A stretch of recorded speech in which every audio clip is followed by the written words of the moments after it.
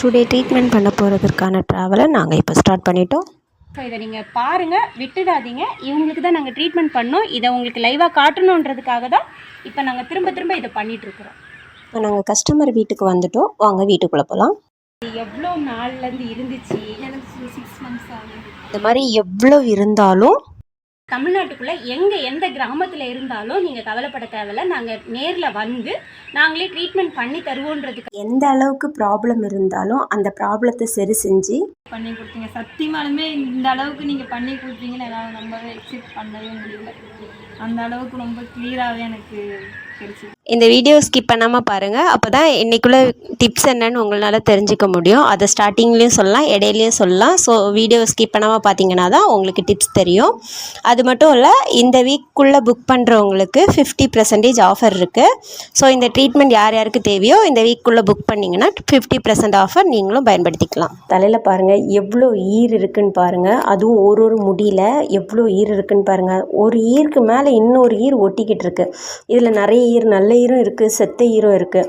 இந்த செத்த ஈர் பொரிச்ச ஈர் வந்து அந்த தலையில் பெயின், குட்டி குட்டி பெயினாக இருக்குது. நீங்கள் அதை ஜூம் பண்ணி பார்க்கும்போதோ இல்லை கிளியராக பார்க்கும்போதே தெரியும் உங்களுக்கு எவ்வளோ பெயின் இருக்குன்னு. சின்ன சின்ன பெயின் அவங்க தலையில் ஒட்டிக்கிட்டு இருக்குது.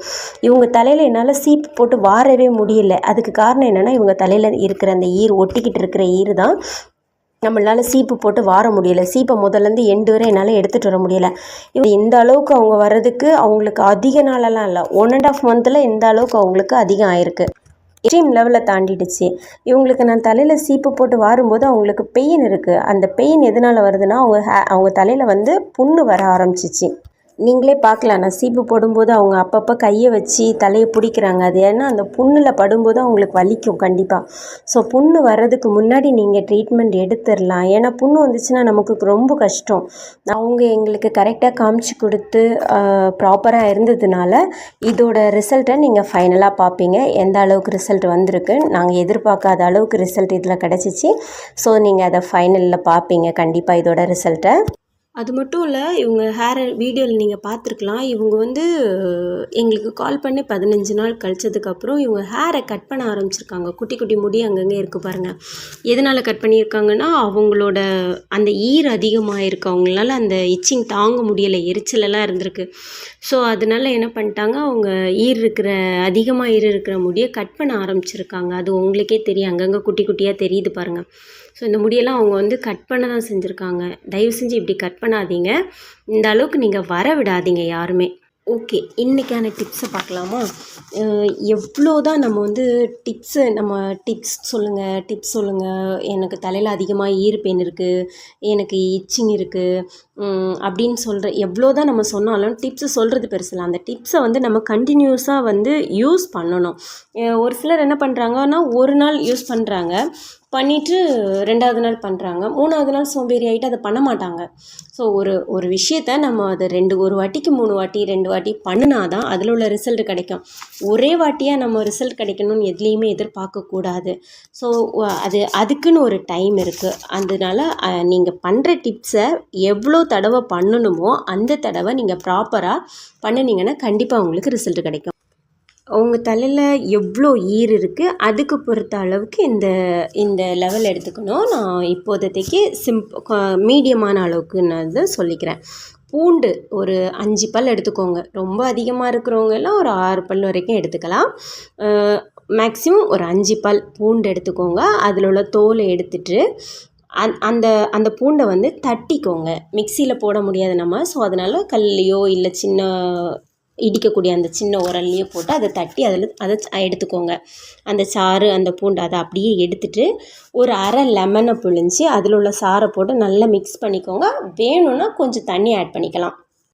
இல்லை இந்த பேஸ்ட்டே போதும் அப்படின்னா இதை நல்லா மிக்ஸ் பண்ணிவிட்டு உங்களோட தலையில் படணும். முடியில் மட்டும் இல்லை, தலை வேர்களில் படுற மாதிரி அப்ளை பண்ணணும்.